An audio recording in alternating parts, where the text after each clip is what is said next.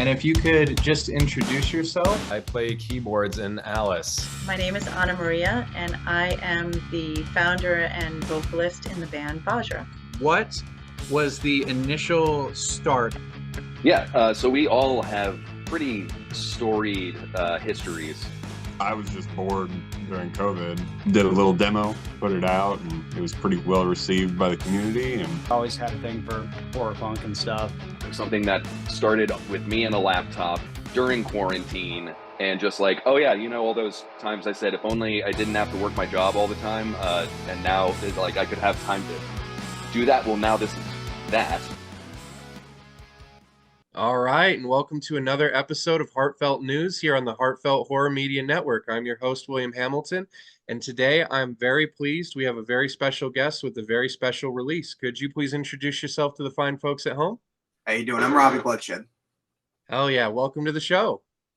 Thank you for having me. It's great to be on. So let's jump straight into this. You have a release coming out. Let's tell the people at home, what is it called and when can they expect it to come out? So I have a 7-inch coming out called Shadow of Myself. And so I kind of don't really want to do full lengths anymore. I would rather just do EPs because I feel like full length, I don't know if people have the attention span, and it's like, I personally love full lengths. I love LPs, but I don't think that's the thing of today. I could be completely wrong and off basis, but I think people like smaller releases.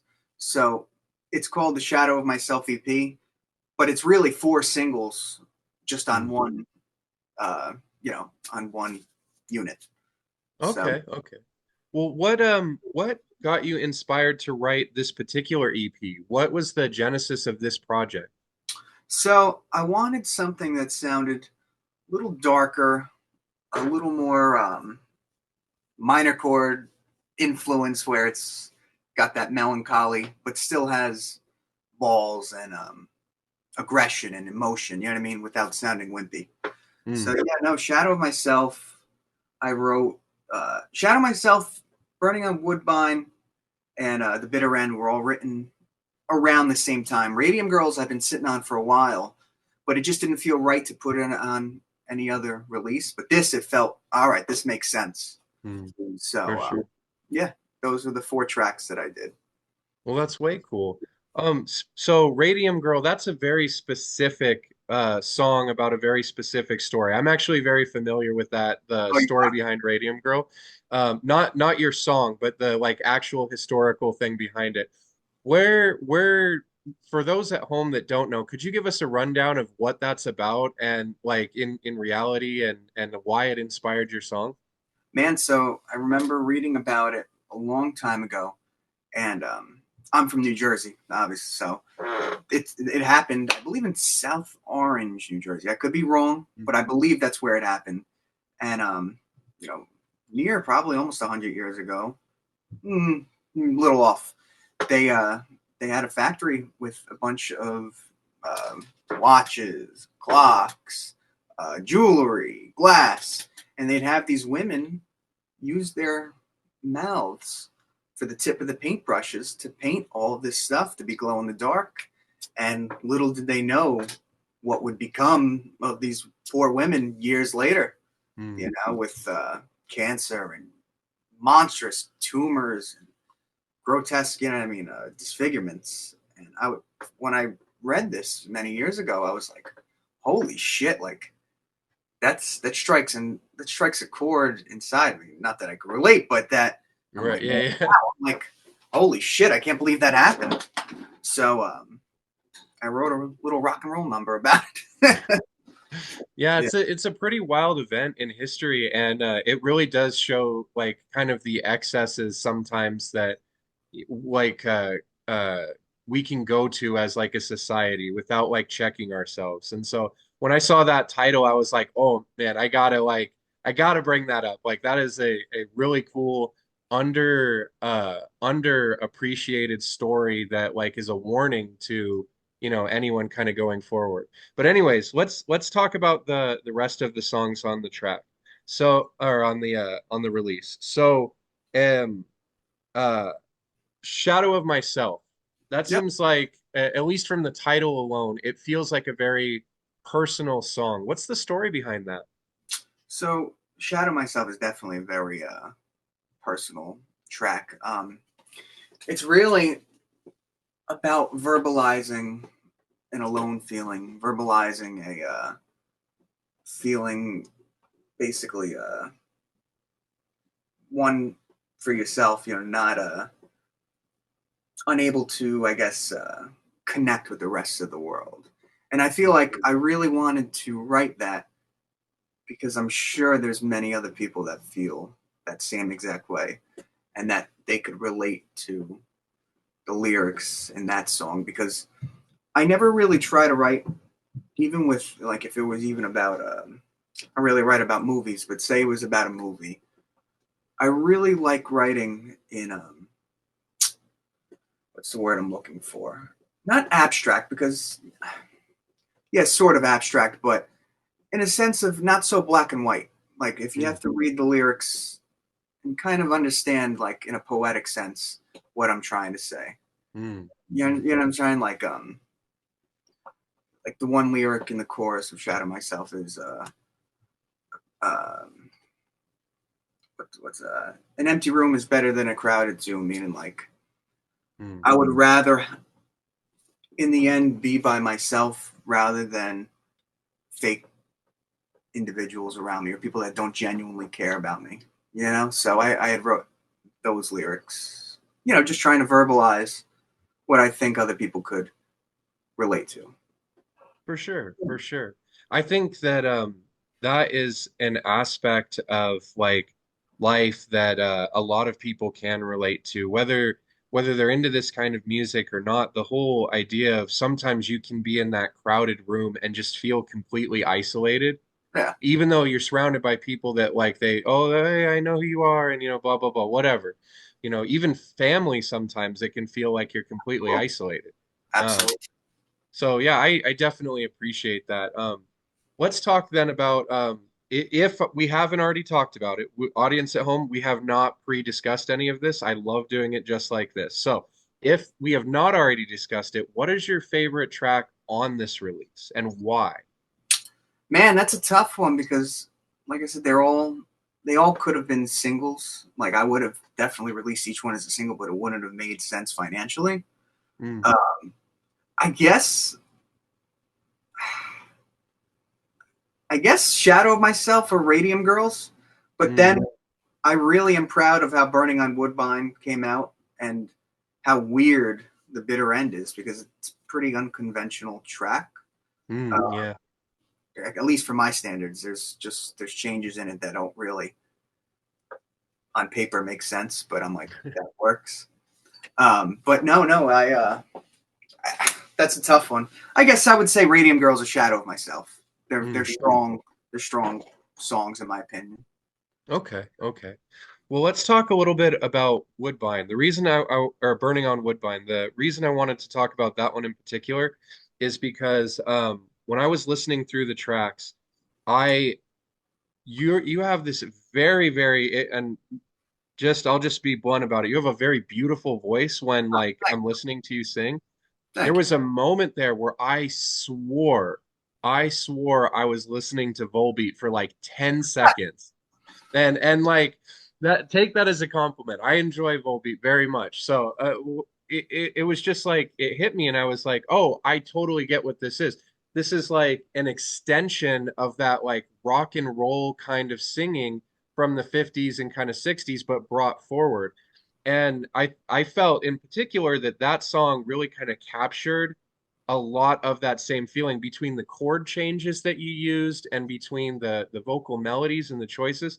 It's not a one-to-one, I would say, like 50s analog song, but it's definitely like you can feel those roots and that kind of energy coming up through it, like any good song inspired by anything. So I'm curious, like, maybe not in particular that song, but in general, would you say that like older school, like rock and roll music, is that something that you would classify as kind of important to your sound Oh, and style? absolutely. I love 50s, 60s, 70s rock and roll, 80s rock. Mm, I really, but especially the 50s, whether it be like Dion or, mm, um, like there's so many. There's so many from the 50s that I really enjoy, you know, whether it be Elvis or Orbison. There's a lot that really do inspire me. Hmm. You know, it's not like you said, it's not trying to emulate that, but those vocal influences definitely shine through into what I'm trying to portray. For sure, for sure. Well, I think it definitely pays off. You can hear it not only in the voice, but in the choices that you make with your instrumentation. And that's something that I'm always curious about. So one thing about this show, and the audience at home knows this, is that the whole purpose of this show is for artists by artists to learn like, better like writing things and to see where people get those influences. So I'm what I'm curious about is if you would like obviously you can hear that kind of 50s influence and you can also hear like some punk and I can hear and I don't know why, but I get like occasionally I get like bits of like I want to say like glam rock, like kind of Oh, Queen kind of stuff. Oh yeah, yeah. love, love, love. Yeah, yeah, yeah. So what I'm curious about is what do you consider your style of music? Like if obviously like we're a product of our influences, but the way you combine them comes out this original sound. So what do you consider what you do as far as like if you were to market it to anyone? Man, I have troubles with that all the time because I don't know what the fuck it is. I it's really strange. So like on say like Instagram or Mm, Bandcamp when I have to label what I post, a lot of the times I'll do like arena punk or art punk or like a classic punk or mm. glam punk because yeah, it has a lot of those styles just wrapped into one, but I don't know how to verbalize it. I don't know how to tell people, all right, this is what it's going to sound like, which is a good and a bad thing, because Yeah, how do you yeah. market it? But at the same time, I like to think that it's unique, that there's not many others doing what I do. Oh yeah, for sure. And I think that like as an artist, that's something like people should be striving for. It does put you in that difficult position, but at the same time, you're like, I don't sound like these other groups. I don't sound like these other artists. I'm a product of my influences. I've combined them, I've made them my own. And we should all, as artists, kind of be striving for that. So I just want to say like congratulations on that because Thank you really nailed it there. Thank you. I appreciate. Yeah, no, it's the thing is like there's already a million punk bands. There's already a million rock and roll bands. I want to try to stand out from the crowd because especially so like last year we started and actually 2 years ago, I'm sorry. We started doing half the set with like a Fender Rhodes sound instead of a guitar, Mm, which was very obviously reminiscent of like early Misfit stuff. And I just want to. Why we started doing that? It fit the music because it's what I was writing at the time. But it, I want to stand out. I don't want it to be just another punk mm. band. And even with it's very strong. I believe on this coming Shadow of Myself EP. There's so many different elements that you wouldn't normally hear in conventional punk music. Whether Yeah, it yeah. be the harmonies, whether it be the organ, whether it be the piano stuff. It's just I want to stand out. I For really sure. do. For sure, for sure. Well, I think you personally have. From what I've heard of the release, I was sent an audience at home a copy of it beforehand so that I could prepare for the interview as usual. I think you achieved that with this release for sure. I think that it's cool to see that I think a lot of the time we focus on like horror punk on the show just by happenstance. We try and cover all of the dark alternative, but my horror punk brothers and sisters just love the show, so they've been kind of coming over here lately.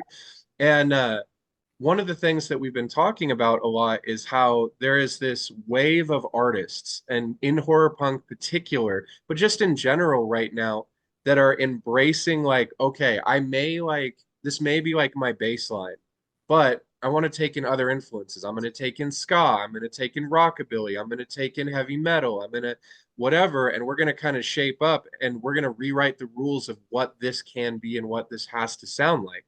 And while, like you were saying, you don't feel necessarily that you fall into that one particular category there. Um, what I think is cool is you're capturing that same kind of energy and spirit with the music that you're making, and you're going in that direction. Um, but let's move on from that. As far as the like writing process of the instrumentation goes, let's touch a little bit on that. How does that start for you, and what is that like? So there's really no set way I write songs. Sometimes I'll hear the chorus and I'll just hum it into my phone, and then I'll expand upon that, like when I get home, and I'll, because it could be anywhere I come up with an idea, whether it be driving, gym, even in the shower, shit like that. You never know when it's gonna come. So I remember very, very specifically with like Burning on Woodbine. I wrote that in 5 minutes, if that, out at a bar. I was like, I had it in my head right then and there. I just wrote it down into my phone, the lyrics, and then I went home. I said, what works with these kind of lyrics? How do I set a mood with this lyrics, with these lyrics? And that's how I wrote that one. But then a song like Shadow of Myself, I had just the word Shadow of Myself written. And I said, what really captures the spirit of being by yourself? And I just started playing with a bunch of minor chords, augmented chords, and that's how that one came about. So there's no set formula. All that really matters for me when writing a song is I have some space to really sing melodies on top of the chords, because unfortunately, like a lot of people, I don't think realize you can't have, unless you're Queen or something, a million chords and really sing on top of it. And like if you listen to your favorite songs in punk or even on the radio, like pop and stuff, like think of a song like We Are 138 by the Misfits. It's 3 notes. Yeah. It's 3 notes, but the melody drives it, and it's what really grabs you in. And you kind of have to, in at least our kind of music. I mean, there's exceptions. Don't get me wrong. I mean, I have songs where there is a lot of chord changes, but in the grand scheme of things, if you don't have a really catchy hook, something to really drive in vocally, I don't think you're really gonna make that big of a song or that catchy. I mean, I have songs like that where I throw them out. I write a lot, and they're not all good, so I throw them out immediately. If it's not working, it's like fuck it, I just throw it away. But if it clicks, if I have that hook, I'm like, all right, now I gotta run with it. For sure, for sure. So when you're writing, how do you know when you found that thing, when you found that song? Like you're saying, it just clicks? Like, Yeah, is it there just clicks. practice? No, it just clicks. Like I knew with Radium Girls, I remember writing that one specifically too. I was listening to an audiobook about the Radium Girls doing grocery shopping, and I'm like, I started singing into my phone, Radium Girls, whoa, and I went home and I wrote it like that, I knew right away. Sometimes it just hits you. Okay. Well, there you go. If you had any advice for young artists starting out that wanted to kind of get into this, what advice would you give them from your experience now, from when you've started to today? Don't ever stop. Don't. I mean, you look like, I look back at when I started and I'm like, ooh, I'm not happy with, I would do everything different, from when I first started. But when you keep evolving, you never stop learning, your songs are going to get better. Your playing is going to get better. Your singing, your bass, your drums, whatever you do is going to get better as long as you don't stop. As soon as you believe that you know everything, that's when because I've met so many musicians who are refusing to learn new shit. And I always want, if somebody could teach me something, teach me. I would love to just have as much knowledge on whether it be guitar, piano, writing, anything. You never should stop wanting to learn. And that's where a lot of musicians are their own worst enemy. Never stop learning, never stop actually playing and practicing your craft. Hell yeah, I appreciate that message. So if people are into your music, what bands, whether they're big bands that you played with or toured with, or whether they're small bands, what bands do you feel deserve a little extra attention that people should go and check out? That's a tough one, man. Like bands that would be, I guess, similar. I don't really know any bands that would be necessarily similar. That comes back to that same thing, right? You were saying earlier. But bands that I enjoy that are on a local level, I would say like Voice of Doom, I like a lot. There's a really good punk band near me in Jersey called Chemical X. They're young guys that are talented, very reminiscent of like Descendants. Trying to think of other local bands. I mean, I don't know, the Jasons. The Jasons are great. Yeah, no, it's hard. Like, I'm very critical of local bands. Ghost Waves out of I believe they're in New Hampshire. They're really great horror punk kind of AFI Blitzkrieg kind of vibes. But yeah, no, basically what really grabs me with local bands is when they sound original, when they sound like themselves. You know, when I hear multiple influences combined into one, I'm like, that's what I like. I love the melding of different worlds into one. For sure. Yeah, Well, those are the bands. well, thank you so much for your time. I've really appreciated it. One more time, what is the name of your album? Where can people go to get it? And when is it going to be out? So it's Robby Bloodshed, Shadow of Myself. It's going to be available on robbybloodshed.com for a 7-inch. And it'll be available on Spotify, Bandcamp, Apple Music. Anywhere you could stream it, it'll be. But yeah, no, we'll have very limited 7-inch available on the website. All right. Well, you heard it here. Thank you so much for your time. I really appreciate it. To the Thank you. audience at home, please don't forget, like, share, subscribe. Tell your friends, have them come over to the channel. I know this YouTube stuff is tiring, but it really does help us get this out to the wider audience in the algorithm. So we appreciate it. Robby, we really appreciate your time. Thank you so much for being on the show. And to everyone else, our Patreon supporters and everyone, thank you. We couldn't make this show possible without you. So with that said, hope you all have a wonderful night.